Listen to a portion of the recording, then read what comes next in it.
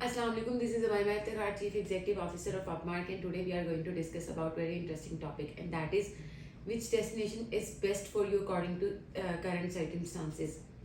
हमने देखा है ओवर कुछ टाइम में कि ऑस्ट्रेलिया अनसर्टन है, उसके बाद यूके में लोगों का एक तासुर ये है कि भाई वहाँ पे जॉब्स नहीं है और इट्स नॉट वर्थ कि आप वहाँ पे अपनी हायर स्टडीज़ के लिए जाएं.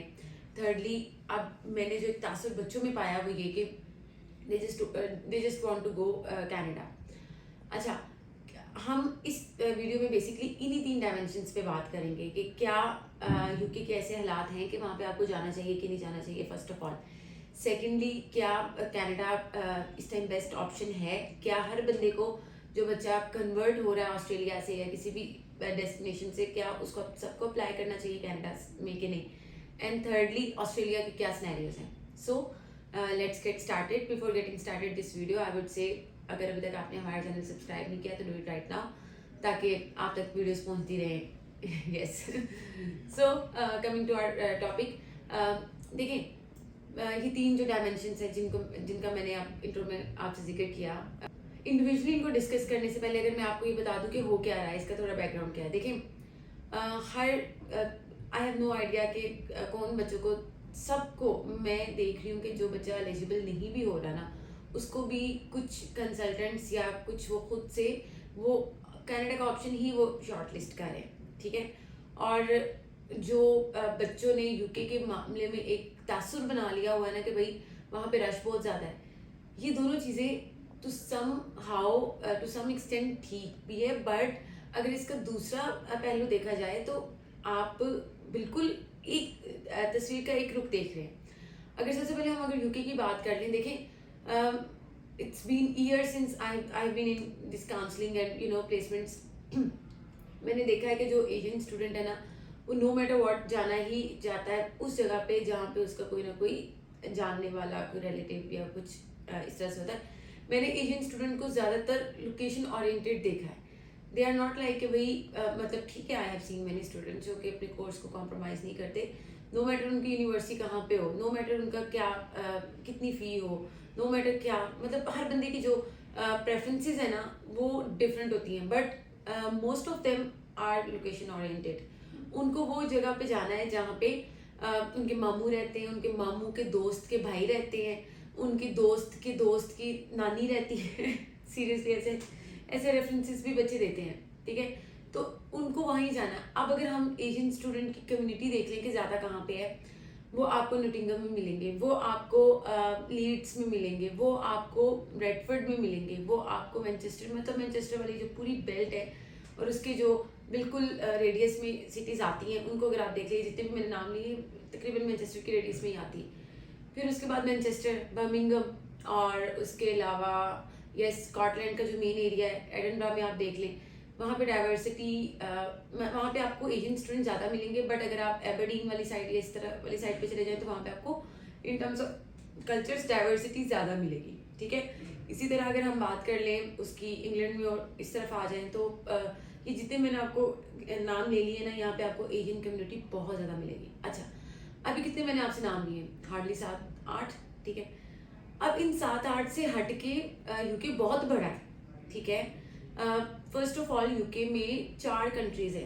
आपका आयरलैंड, आपका Wales, Scotland and England. But हम एशियन स्टूडेंट के लिए जो पॉपुलैरिटी है यूके की, वो सिर्फ लंदन, बर्मिंघम और जो है मैनचेस्टर तक रह जाती है. सॉरी, मैंने पहले बोला नहीं, लंदन में भी काफ़ी आपको एशियन कम्युनिटी मिलेगी. अच्छा, ये 3 लंदन के कुछ एरियाज में आपको कम्युनिटी ज़्यादा मिलेगी, और क्योंकि लंदन बहुत ज़्यादा बड़ा है तो वहाँ पे भी आपको समहाउ डाइवर्सिटी भी मिलेगी और एशियन कम्युनिटी भी ज़्यादा मिलेगी. एनीवेज, अच्छा, ये जो मैंने 6-7 नाम लिए हैं ना, यहाँ पे यूके ख़त्म नहीं हो जाता. यूके जो है इन 7-8 सिटीज़ से हट के बहुत बड़ा है, बहुत ज़्यादा सिटीज़ हैं, 4 तो उसकी कंट्रीज़ हैं. व्हाट वी डू कि हमारा जो वो एक परसेप्शन बनी होती है ना, हम यहाँ पे बैठ के जो है ना प्रैक्टिकल एक्सपोजर के बगैर जो हम चीज़ देख रहे होते हैं वो ये देख रहे होते हैं कि भाई वहाँ पे जो जॉब है ना, वो या तो आपको लंदन में मिलनी है, या तो आपको बर्मिंघम में मिलनी है, या तो मैनचेस्टर में मिलनी है. being an international student या being an Asian student, obviously you have to do job part time, और उस point of view से जब आपके job के point of view से चीज़ों को देखा जाता है तो वहाँ पे आपको सिर्फ ही 3-4 नाम ही दिमाग में आते हैं, और लोगों को लगता है लेट्स से आइलैंड में अगर यूनिवर्सिटी है तो वहाँ पे आप कोई जॉब नहीं मिलेगी, वो कोई जंगल है। अगर आप वेल्स में चले जाएंगे तो वहाँ पे आपको कुछ भी नहीं मिलेगा, वो भी जंगल है। एक्चुअली ऐसा नहीं होता, क्योंकि देखिए बीइंग अ स्टूडेंट आपने और जॉब्स ही करनी होती हैं। और जॉब्स आपको डिफरेंट जो है ना टाइप्स की मिलती है। लेट्स से अगर मैं कैटेगराइज करूँ तो आपको इंटरेक्टिव जॉब्स भी वहाँ पे मिल सकती हैं और आपको नॉन इंटरेक्टिव जॉब्स भी मिल सकती हैं। जो एशियन स्टूडेंट होते हैं उनका एक्सपोजर इतना ज़्यादा नहीं होता, वो कोशिश करते हैं कि भाई नो मैटर व्हाट वो सिर्फ और सिर्फ नॉन इंटरेक्टिव जॉब्स करें। और इंटरेक्टिव जॉब्स में एयरपोर्ट्स पे और काफ़ी उधर रेस्टोरेंट्स में और इस तरह की जहाँ पे आप डिफरेंट कम्युनिटीज से इंटरेक्ट करते हैं, अगर आप ऐसी जॉब करेंगे तो ऑब्वियसली आपकी स्किल्स भी बिल्ड होंगे। This is another topic. But अगर हम अगेन उसी पॉइंट पे आ जाते हैं कि भाई ये जो एक तासुर है कि यूके में तो कुछ है ही नहीं, मतलब यूके की 4-5 सिटीज़ के अलावा बाकी आप कहीं जाएंगे तो वो तो जंगल है, तो ये बिल्कुल गलत है। जो जॉब्स आप करना चाहते हैं वो जॉब की अपॉर्चुनिटीज़ आपको हर जगह मिलेगी, ठीक है। अगर आपको जो रेट है पर आर्ट थोड़ा सा डिफरेंस भी उसका मिलेगा ना, तो आप अगर उसको एक्सपेंसेस के साथ चीज़ों को मल्टीप्लाई करेंगे तो वो ठीक है। ऐसा हो ही नहीं सकता कि किसी भी नेशन में किसी भी कंट्री में जॉब ख़त्म हो जाए, क़यामत आ जाए, ऐसा हो नहीं सकता, सही है। अच्छा, अब क्योंकि बच्चे जो ऑस्ट्रेलिया जाना चाहते थे बट जो अभी करंट सिनेरियो है उसका टर्न अराउंड टाइम, अच्छा बिफोर डिस्कसिंग कनाडा मैं अब ऑस्ट्रेलिया का थोड़ा सा टच करना चाहूँगी। देखिए ऑस्ट्रेलिया में ना जो मैंने बहुत ज़्यादा एक सेंटेंस सुना है, दैट इज़ वीज़े जो है ना बंद हो गए। देखिए there is no concept, there is no term, there is no logic like वीज़े बंद हो जाना। देखिए पॉलिसीज चेंज होती हैं time to time, turn around time में चेंज आता है। ऐसा हो नहीं सकता कि एक कंट्री जो है, हाँ ये पॉलिसी आ जाए कि भाई पाकिस्तानी एप्लीकेंट्स हम नहीं लेंगे तब हमारे वीज़े बंद हो सकते हैं, अदरवाइज इस तरह से नहीं कि उनकी जो they are issuing visa for Pakistani और एशियन स्टूडेंट्स और एट द सेम टाइम आप ये टर्म यूज़ करें, इट्स नियरली इम्पॉसिबल। अब हो क्या रहा है कि सीरियसली अब मैं क्या कहूँ, एक बच्चा आया मेरे पास, वो कह रहा मैम मैं ना एक जगह से इन्फॉर्मेशन लेकर आया हूँ एंड दे आर सेइंग कि ये कुछ 4-5 यूनिवर्सिटीज़ के नाम लिए उन्होंने, एंड दे आर सेइंग कि ये जो 4 यूनिवर्सिटीज़ है ना एम्बेसी इनको प्रायोरिटाइज कर रही है। मैंने कहा सीरियसली, मतलब कि कैसे ऐसे पॉसिबल नहीं है एम्बेसी, मतलब ये कोई फेवरेटिज्म चल रहा है कि वो 4 यूनिवर्सिटीज़ उनको जो है वो करेंगी प्रायोरिटाइज, ऐसा भी नहीं हो सकता। ये भी कुछ लोगों को लगता है कि 4 यूनिवर्सिटीज़ हैं जिनको प्रायोरिटाइज किया जा रहा है, कुछ लोगों को लगता है कि इन चारों के अलावा कुछ लोगों को लगता है वीज़े बंद हो गए, कुछ लोगों को लगता है ऑस्ट्रेलिया जो है ना ख़त्म होने वाला है, उधर भी क़यामत आ चुकी हुई है तकरीबन। तो ऐसा नहीं है, पॉलिसीज़ चेंज होती हैं, आपकी जो उनकी रिक्वायरमेंट है आपको उसके साथ फ्लेक्सिबल होना पड़ता है। अगर उन्होंने उस चीज़ को स्ट्रिक्ट किया तो ऑब्वियसली आपने अपनी चीज़ें नए तरीके से सेट करानी होती हैं, देन आपकी आइदर जीटी अप्रूवल या वीज़ा अप्रूवल आती है। इस टाइम पे भी बच्चों के ऑफर्स आ रहे हैं, इस टाइम पे भी बच्चों की जीटी अप्रूव हो रही है, इस टाइम पे भी बच्चों की वीज़ा एप्लीकेशन लॉन्च हो रही है। थिंग इज़ कि आप उनकी जो नई रिक्वायरमेंट है उसको समझने की कोशिश करें। अगर आप उन चीज़ों से सब चीज़ों को कंप्लाई करते हैं, उन सब चीज़ों को आप फुलफिल कर सकते हैं, देन ही एप्लीकेशन लॉन्च करें। अच्छा, एक ही कैटेगरी होगी बच्चों की जो कि इन एनी वे हर तरह से उनकी रिक्वायरमेंट्स को मीट कर रही, ऑस्ट्रेलिया की होम ऑफिस की, सॉरी होम अफेयर्स की प्लस यूनिवर्सिटीज़ की जीटी की, तो they are stick to their destination जो मर्जी हो रहा है। अब एक वो भी स्टूडेंट है जो कि दिल के थोड़े कमज़ोर होते हैं, वो इस की न्यूज़ से कहते हैं नहीं नहीं नहीं रोक दें, सब कुछ रोक दें। तो उन स्टूडेंट्स के लिए देखें अब दे हैव 2 ऑप्शन, 2 नहीं दे हैव मल्टीपल ऑप्शन वाले पॉइंट को मैं ज़रा देर से टच करूँगी। अभी जो एक पूरी एक जो है ना कि कहीं पे भी बच्चे जा रहे हैं, जो भी उनको डील कर रहा है, they are saying go for Canada.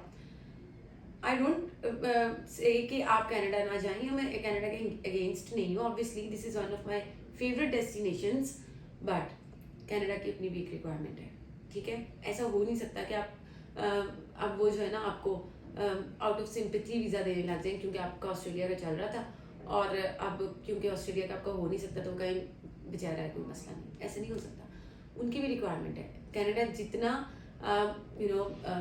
Complex है येट वो सिंपल भी है। इस चीज़ को अंडरस्टैंड अगर आप कर जाएंगे ना उनकी सिंपल सी रिक्वायरमेंट है। वहाँ पे एक्सेप्टेंस लेना भी इस तरह से नहीं है कि जैसे आपको यूके से मिल जाती है, ठीक है।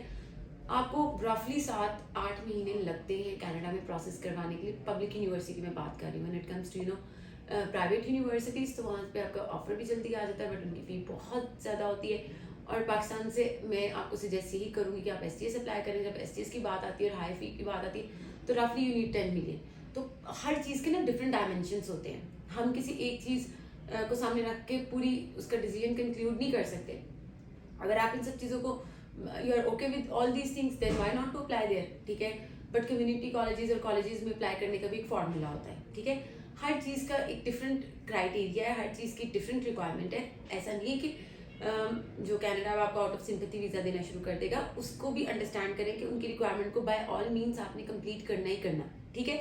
अच्छा, अब यूके और कनाडा और ऑस्ट्रेलिया तीनों को हमने डिस्कस कर लिया। देखिए, Canada is one of the best options अगर आप उसकी रिक्वायरमेंट मीट कर रहे हैं। That is the conclusion of Canada discussion.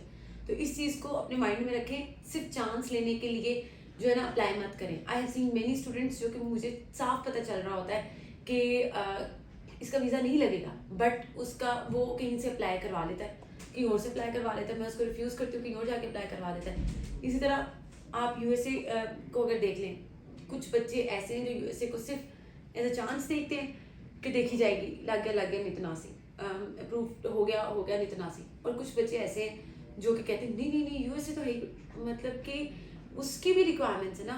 आप देखिए, कनाडा, ऑस्ट्रेलिया और सेकंड US, ये आपकी टाइज पे आपकी असेसमेंट करती है, ठीक है। अगर आपके टाइज स्ट्रॉन्ग हैं तभी आप समझे कि आपको वीज़ा मिलना है। फाइनेंशियल टाइज, फैमिली टाइज, उसके बाद आपकी एकेडमिक जर्नी क्या है, आपका कोर्स इंटेंट कैसा है, आपकी इंक्लिनेशन कितनी है कोर्स की तरफ, आप किस तरह से जो है अपनी एकेडमिक जर्नी देखते हैं in terms of SOP, in terms of interviews, और आपकी ओवरऑल प्रोफाइल जितनी भी आपकी सेकेंडरी स्कूल के बाद चल रही होती है, बहुत मैटर करती है, स्पेशली इन US। तो इस तरह की ना बड़ी और आपकी एक्टिविटीज़ जो आपने को करिकुलर एक्टिविटीज़ की होती हैं, फिर उसके बाद आप कैसे अपने आप को प्रेजेंट करें, हर कंट्री का फॉर्मूला थोड़ा सा डिफरेंट होता है, ठीक है। तो इस सारी जो कॉन्वर्सेशन है ना, इसका मैं आपको कंक्लूजन ही बताती हूँ।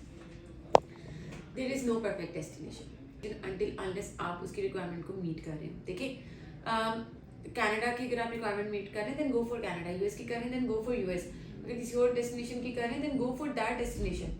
बट इट्स नॉट लाइक कि आप अभी कनाडा में अप्लाई करेंगे तो आपको आउट ऑफ सिंपैथी जो वीज़ा अप्रूवल मिलेगी। और apart from these 4 countries there are many destinations as well. Ireland को देख ले, यूरोपियन कंट्रीज को देख ले, फ्रांस को, अगर आपको जर्मनी इटली में टाइम ज़्यादा लगता है then France is a good option. उसके अलावा आप मिडल ईस्ट में दुबई देख सकते हैं। दुबई अनएक्सप्लोर्ड मार्केट है but it is very good when it comes to career oriented students. फिर उसके अलावा आप मलेशिया देख सकते हैं। वहाँ पे आप मलेशिया, दुबई में बहुत जो टॉप यूनिवर्सिटीज़ है यूके और ऑस्ट्रेलिया की, वहाँ पे आप उनके सब कैंपसेस देखेंगे। सो हर चीज़ के डिफरेंट डायमेंशंस हैं, उनको आप सामने रखते हुए अपनी असेसमेंट करा कर ही चीज़ों को कंक्लूड किया करें और अपनी डिसीजन लिया करें, ठीक है। एक आपका रिफ्यूज़ल बहुत मैटर करेगा आपकी पूरी ज़िंदगी, आपकी प्रोफाइल में, और स्पेशली अगर आपकी स्टडी प्लेसमेंट, स्टडी वीज़े के लिए आपकी इस चीज़ को अंडरस्टैंड करें कि वो आपको सारी ज़िंदगी कॉस्ट करेगा। सो कभी भी किसी के अजम्पशंस पे और किसी की जर्नी पे अपने फैसले मत किया करें। आप खुद अपने सर्कमस्टांसेस देखा करें कि आपके लिए क्या बेस्ट है। So that's all for today.